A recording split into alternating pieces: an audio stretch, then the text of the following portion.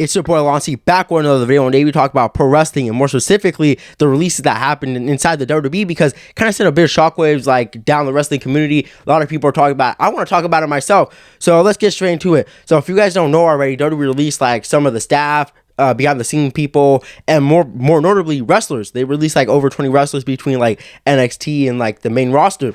So some of the most notable names that were released were Dolph Ziggler, Elias, Emma, Aaliyah, Mustafa Ali, Rick Booth, Riddick Moss, Shelton Benjamin, Top Dollar, Dana Brooke, Mansoor, Maze.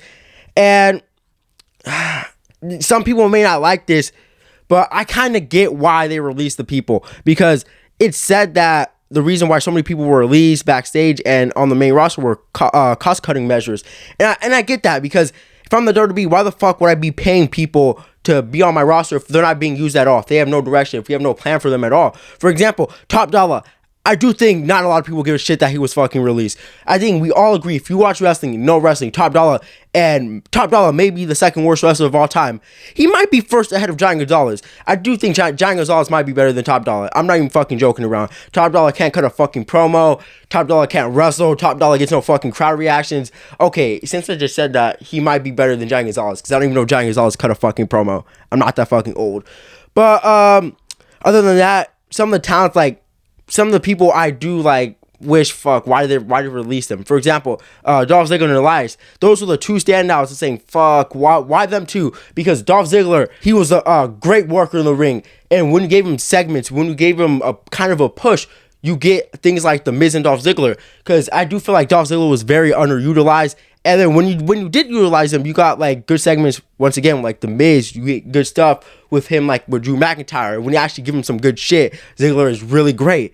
And for Elias, I loved his drifter character. I loved like that little Ultimate Warrior and like Ezekiel shit. Because Elias, like that Elias character, the drifter shit. WWE, that shit should have like stopped like after a month or two, but Elias made it good. Elias made it entertaining. He kept that shit going. Same with Ezekiel. It was like pretty fucking stupid, but Elias and / Ezekiel made that shit work. Elias made anything. Elias can turn shit into fucking gold. I swear to God he can. But and the weirdest release, like the weirdest release out of everything in total was Mustafa Ali, because Ali was still in a fucking segment. I'm pretty sure he was still supposed to have a match with like Dominic Mysterio, but they said fuck him, let's just get him out of here. I mean, it was like, why not let him have the match? But that was like the weirdest shit off. But the release that I didn't see coming and like that happened like the day after was like Matt Riddle. Matt Riddle was released. He like announced on Twitter or whatever, and I could see this coming from a fucking mile away. Matt Riddle can't get himself, he can't stay out of the fucking limelight. He like his failed drug test, he had like this recent incident. I mean, Riddle is pushing his fucking luck, and I could see why that would happen. And these cuts were to be expected with the merger with Endeavor. I mean, they were to be expected. Like, you heard like a while ago that talent backstage were a bit worried about like there being more releases. So if you guys don't know, WWE signed like this $1.1 billion deal with like USA, and there's talent backstage that are frustrated. I see some people on Twitter frustrated, like online, everywhere frustrated, saying why did they release people? And I'll fucking tell you why. Just because WWE has the fucking money doesn't mean they should just keep everyone. If they're not using anybody, for example, Aaliyah, she wasn't being used. And if they don't have plans for her, and they don't see Aaliyah like being a part of their future, why would we fucking keep her? I mean, it's not making a lot of sense.